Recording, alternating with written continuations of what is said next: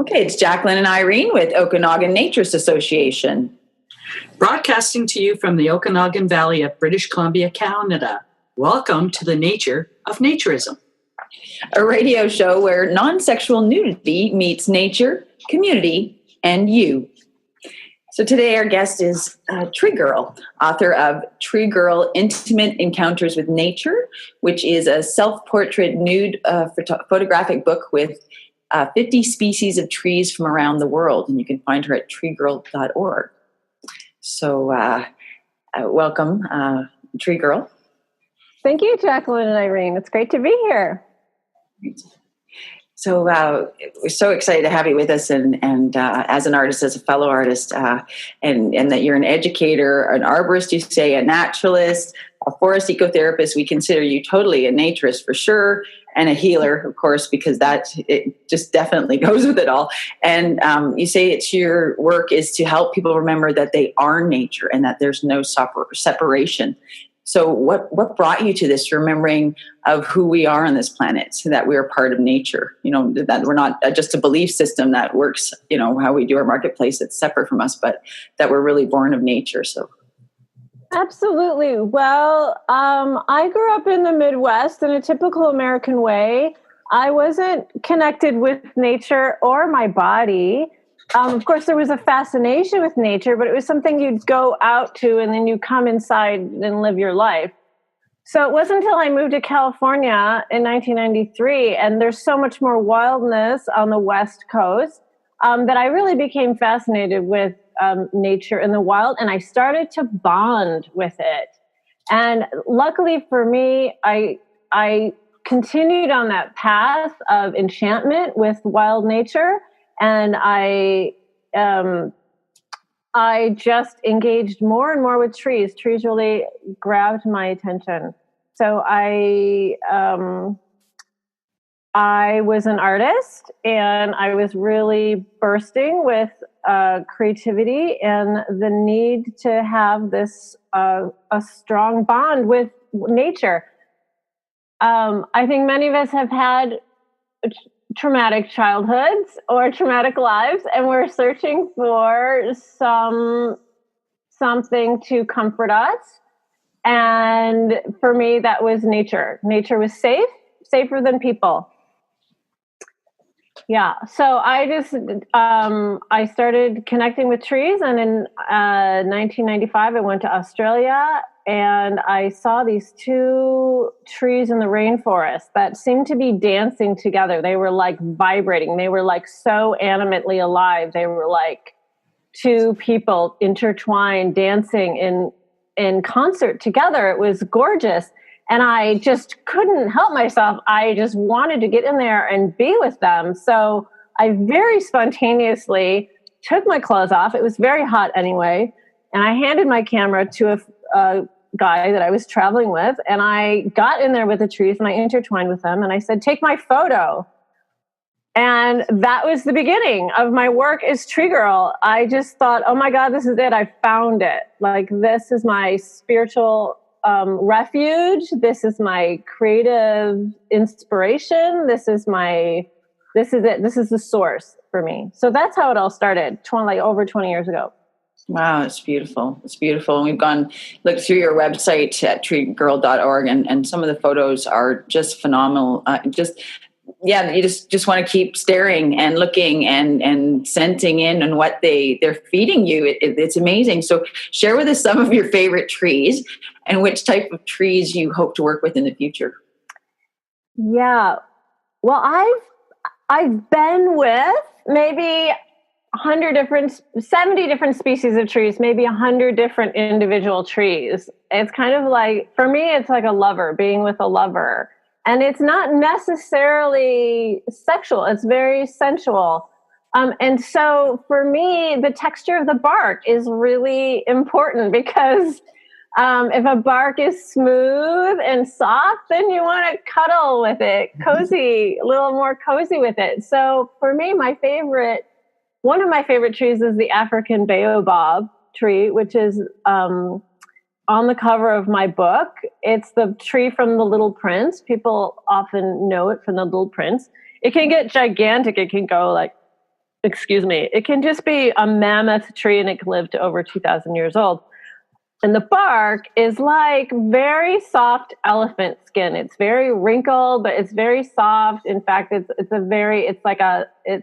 absorbs a lot of water, that tree. So it has an animal quality to it where you just want to like snuggle up to it. So that is one of my favorite trees. And I've also had some incredible spiritual experiences with that tree.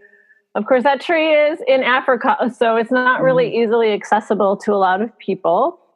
My other favorite tree is the oaks, any oak, really. Oaks are pretty prolific around the world, and especially the northern hemisphere.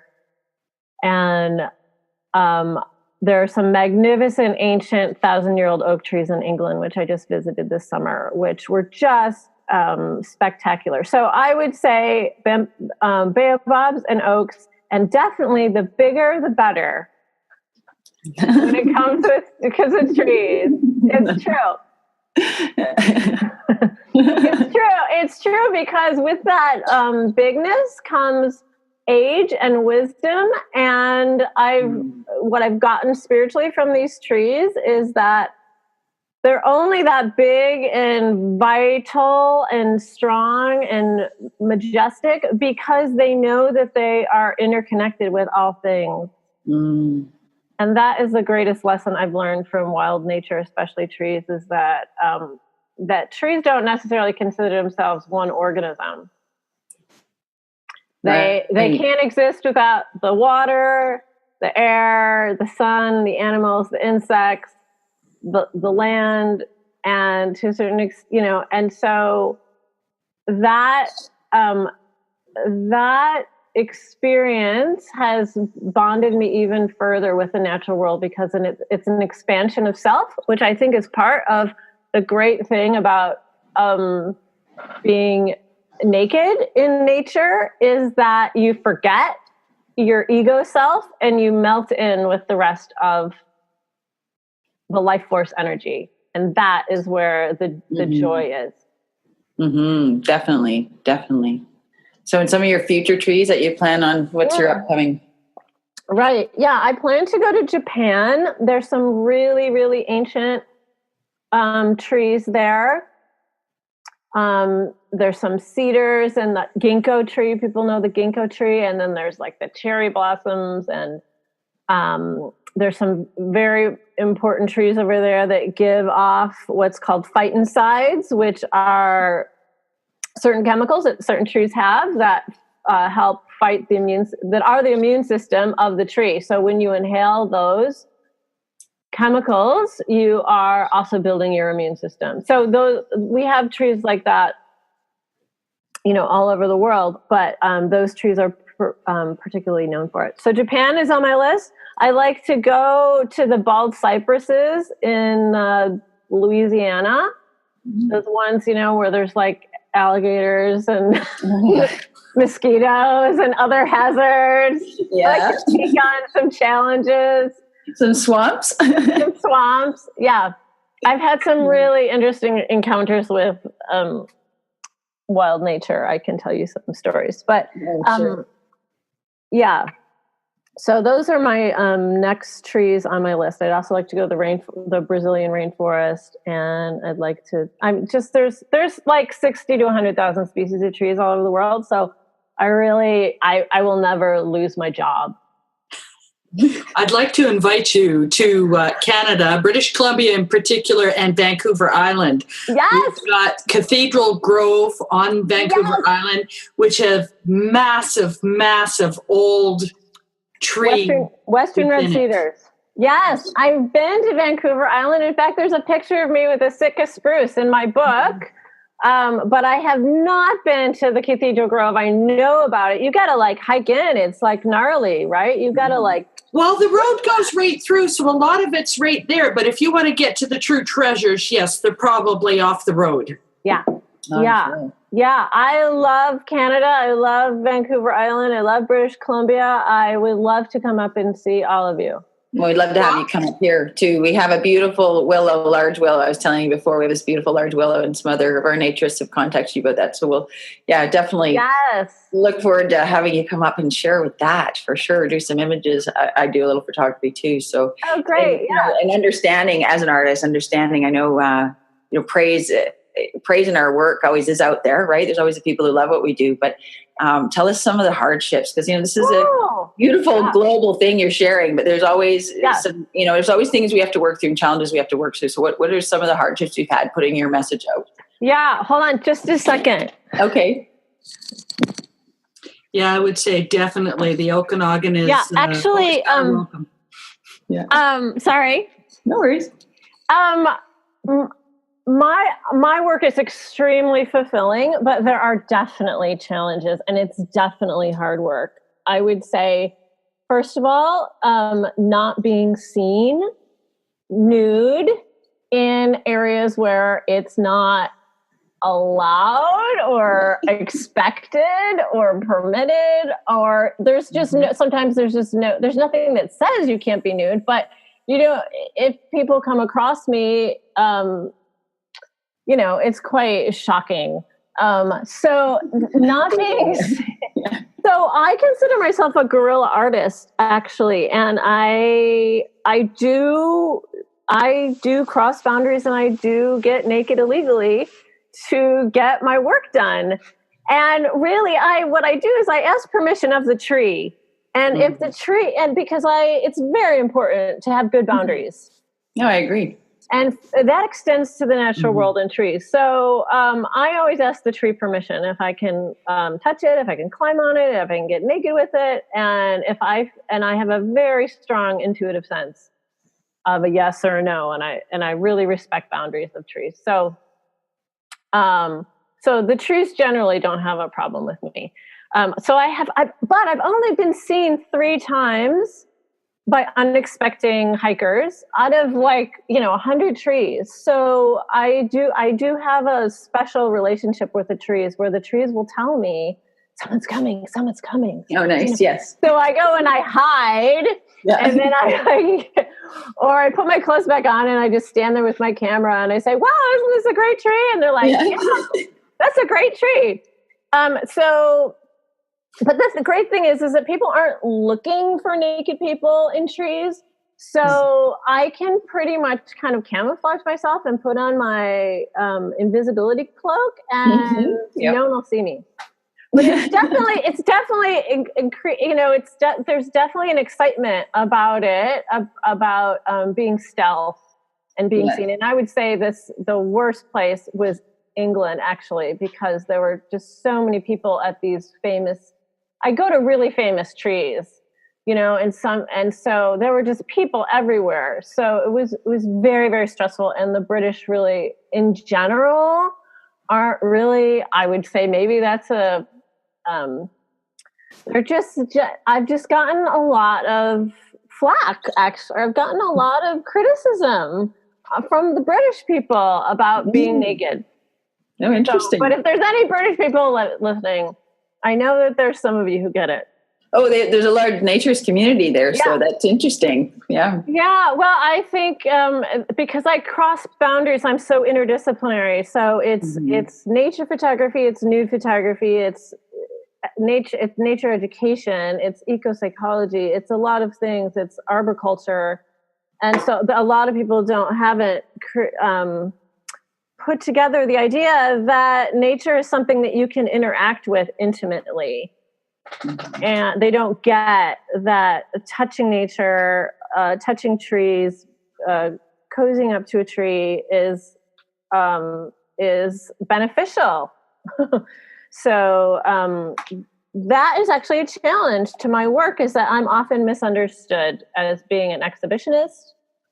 When it's really not about me. The whole point is that I blend in with the tree. I try really hard to blend in. It's a very natural thing, and the purpose is to show that there's no separation between humans and nature. Beautiful. So, but I would say the other hazards are, of course, there are hazards in nature. That's why a lot of times we wear clothes, because we don't want to get poked and scratched and bitten and dirty. I call it earthy, getting earthy. I don't mind getting earthy. I don't mind putting my clothes on when it's cold and things like that. I have no problem with that, right? Yeah, and actually, when I do my work, even if it's cold, I find as soon as I take my clothes off, my body warms up. Mm-hmm. Especially when I'm doing my work, one, because it's an ecstatic, spiritual, creative process, and two, I'm exchanging this life force energy with the trees, and I'm doing my work, and it feels great. I feel great. So the cold isn't so much a hazard.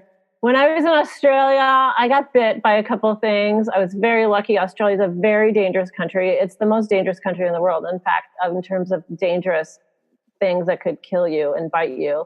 Wow. There's a tick called the paralysis tick, which will leave you paralyzed if you get bitten by it. I did, and I laid down on the rainforest floor in this pile of leaves in between these buttressed roots to take a photograph. And when I got up, I put my glasses back on, and my face felt really, really weird. And I was with an arborist at the time, and he just discovered that I had hundreds of baby ticks all over my face that had crawled onto my glasses. So here's a little tip for you, naturists, is don't put your glasses on the ground. You never know what's going to be on them when you pick them up. You never know. And you can step on them too. So that's hazardous. So that was pretty gnarly, but it was not the paralysis tick. I was very, very lucky. I didn't get any diseases from that. And I did, and then in another tree in Australia, way up high, really high altitude, with a really mossy tree, really unexpected, a leech attached itself to the entrance to my goddess garden. Ooh. Wow. But I got it off pretty quick. It didn't get much blood. Leeches aren't really dangerous. They're just gross. Yeah. So I draw the line with parasites. I love all nature. Yeah. I love nature. Nature is my beloved. And there are things called parasites. And that's where I draw the line of protecting myself. And yes. I need some boundaries. Yes. But this is a really important thing, is that's also setting boundaries is of, when I ask permission from a tree to get naked with it and cozy up to it and intertwine with it, I have to remember that a tree is an ecosystem in itself, and it's a home for hundreds and hundreds of organisms. So actually, I was like sitting on this leech's habitat, on this leech's house. Yeah. So if the leech was just like, hey, there's something to suck on is coming my woohoo, like there's getting my this cake, like someone's dropping dinner. like delivery, like house home delivery. So and the same thing with the ticks. I put myself in the ticks' home. So it's really important to know that yes, we are nature. Humans are nature. We're mammals, but we're reintroducing ourselves to being in intimacy with it after hundreds and hundreds of years of being over domesticated. So we have to educate ourselves, and that's part of my work as an educator. We have to be eco-literate about who lives here, and this is somebody's home, and what can sting me or bite me or scratch me, or what should I not touch? What should I not eat? So it's an educational process to relearn how to behave and interact with wild nature. Fabulous. Yeah, indeed. And that's what I found as naturist too. It's learning how to be in that balance. So yeah, we don't need to react to it. It doesn't need to react to us. And you're showing that beauty of, just finding that place, that little spot along that tree and its ecosystem, and just, making that connection. That's beautiful. That's really cool. Well, yeah, that's the hazards too of building the globe, right? And knowing, we have our predators in that way too. Parasites, predators for sure. Yep. So I guess It's a vulnerability. It's a vulnerability. It is a vulnerability. And I think that's a beautiful thing about being naked in nature is you remember that you are vulnerable and you're not the top of the food chain and you're not in charge and in control of everything, because we aren't in control of everything. So it's also exactly, and we learn how to be in that vulnerability by being in nature. We learn how to handle it instead of trying to hide it or be ashamed of it or whatever. We learn to accept it and understand how it can better our life by understanding it and being in knowledge of it rather than running from it. For sure. Yeah, it's like a skill. It's a skill. Yeah, totally. So how would you like to see society as a whole expand their thinking or way of being? How would that expansion support your future goals? Well, I'd really, as a fine artist, and my photography is fine art. It's not, it's not pornography, and there's still a big taboo in the art world and in the media and in book publishing, in the book publishing world, and in bookstores and in commerce, that nudity equals pornography or sexualization. And I would really like to help transform that in those worlds, in the art world and in the publishing world. Because I had to self-publish because it was very hard for me. It was even hard for me to get a printer. It was hard. It was challenging. And so I feel like I'm sort of, I'm edgy. And those of us who are doing edgy things, we have to keep doing them. Yeah, be that cutting edge. Yeah. We have to be that cutting edge. So I would like to see that. And I would like to see naturism be integrated into ecotherapy and healing in the right context, in a very safe way. So what I've done, I've worked with women I've known, and I've photographed them naked with trees. And I see that it's actually a therapeutic exercise for women to be seen, to feel like they're being seen as women, and it's okay. It's okay. They're beautiful. Women are beautiful. All humans are beautiful. Men are beautiful. We are beautiful when we're naked, and to be witnessed and to be seen is to be seen in that vulnerability is really transformative. So I would love to, be able to take a group of people and do some forest ecotherapy with them naked in nature, where we're, lying down on the earth and we're experiencing what that's like very, slowly and gently. And, so I would like to work with people who don't consider themselves naturists or nudists, and just make that bridge. I really consider myself a bridge between humans and nature. And I would like to see that expanded. I mean, it's edgy enough to do any sort of therapy outside, which is beyond me, because you really can't have psychology without eco-psychology. You can't really have psychology without bringing the fact that the earth, what's going on with the earth and our relationship with it and the ecological destruction of it, it's all part of it. So of course, and nature is so healing because it's the life force energy. So I would like to see that, and hopefully, my book really talks about that a lot, about the need to rewild and the rewilding movement. And so I'd like to work on that. And then you asked me about some of my personal goals.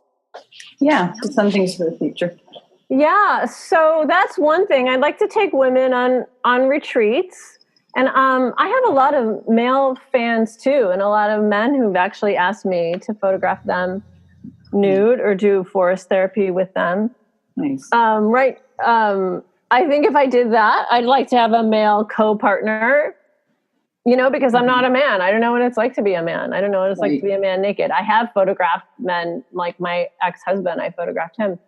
So I'd like to work with women in nature to help them heal their issues with their bodies, with their shame about their bodies. Because nature is vulnerable and fragile and wounded and scarred up and imperfect, just like we are. And so for them to see that there is safety, there's a lot of safety in nature, I think can be very healing. And then I'd like to do another book with more women and more groups of women in trees. And I think in terms of the different forest ecosystems around the world, I would like to educate people about the major forest ecosystems of the world. And there's a lot going on about forest communication, guess what? Trees communicate with each other. Guess what? Nature is intelligent. Guess what? It's this new discovery. And I'd like to bring that more to the mainstream in my next book.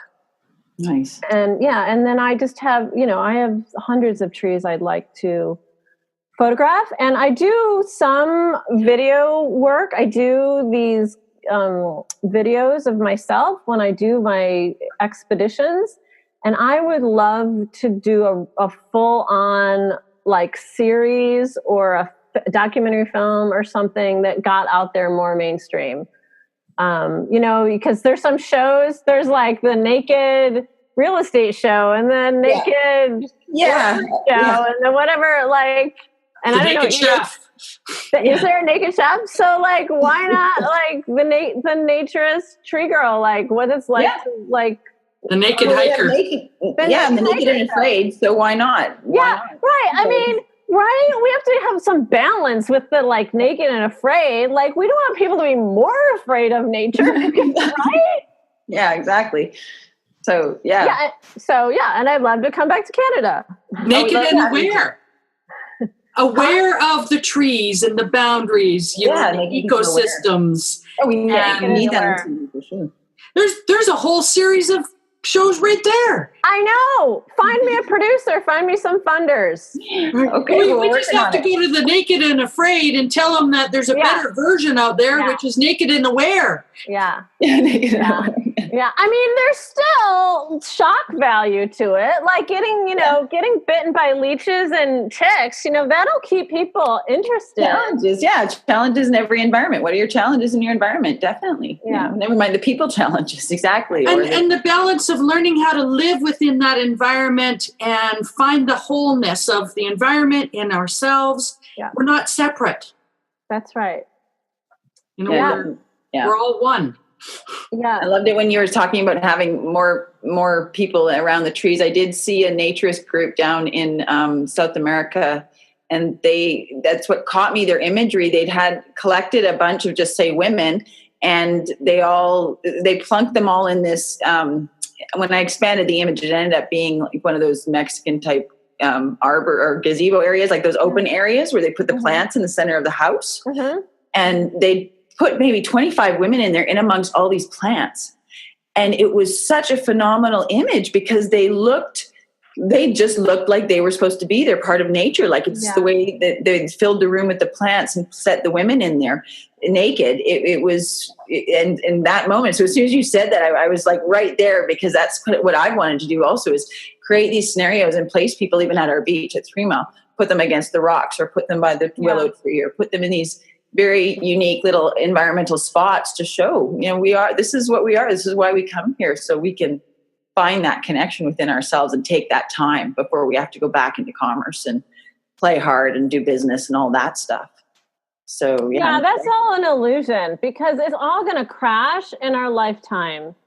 I agree. So why are we getting so attached to it? And why, kids are bonding with technology. Adults are bonding with technology. They're becoming, our phones are becoming more important than our children, our companion animals, our land, right? We've forgotten, in general, our culture has forgotten how to interact and relate to the landscape and where we live. And so when a natural disaster happens, people freak out and they think, what are we going to do? And then it's all in the news. It's it costs, $8 billion in damage.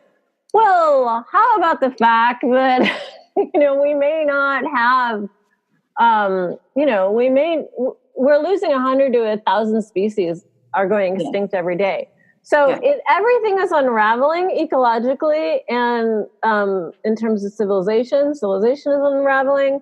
And the key for me is really to rebond with nature, to remember the natural world is our community, is our family, is our allies, as and to a sense, you could say nature doesn't care about us, and in a sense it doesn't. Like when an earthquake happens or a hurricane, like nature doesn't fucking care about humans, to an extent, right? But if we have reciprocal, respectful relationships with our ecosystems, just like indigenous people have had for thousands of years all over the world, that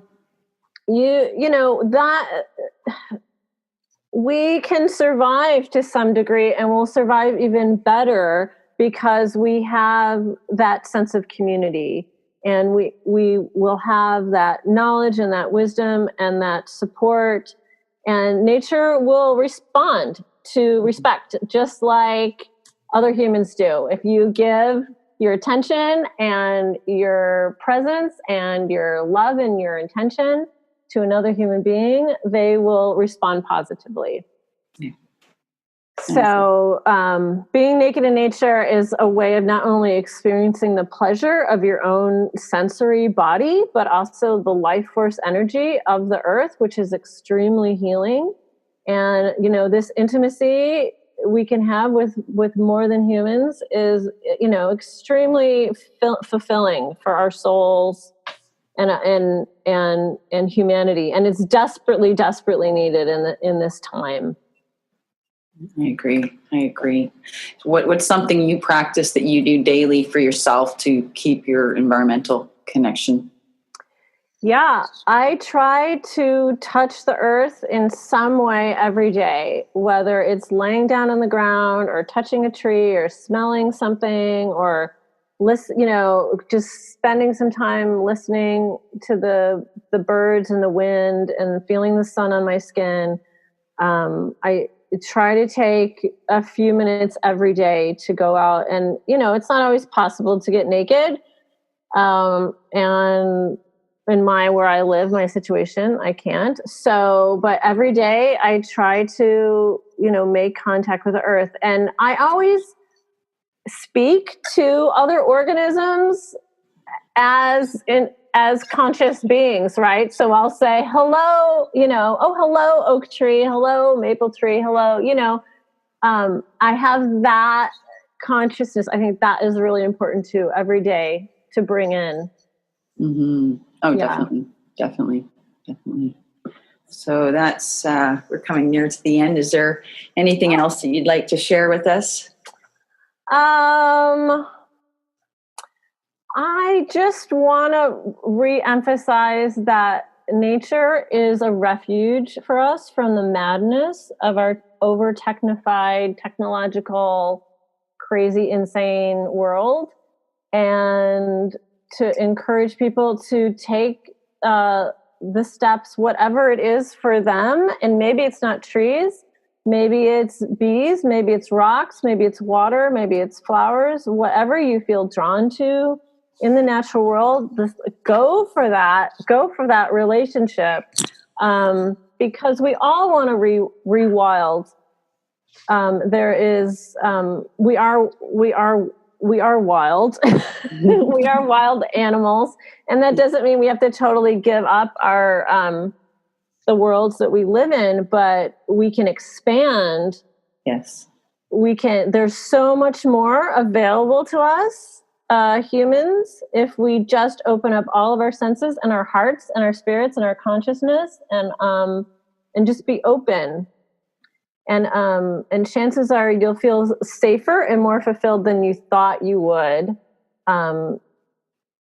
if the thought of being naked in nature or seen naked, if that is an edge for you, then that is a calling for growth and transformation, and the I earth agree. will support you. I agree. Totally. Thank you. Thank you so much. So again, if people want to find you, they can find you at treegirl.org and find the links to order your books and things like that, and where you're headed to and what your next adventures are.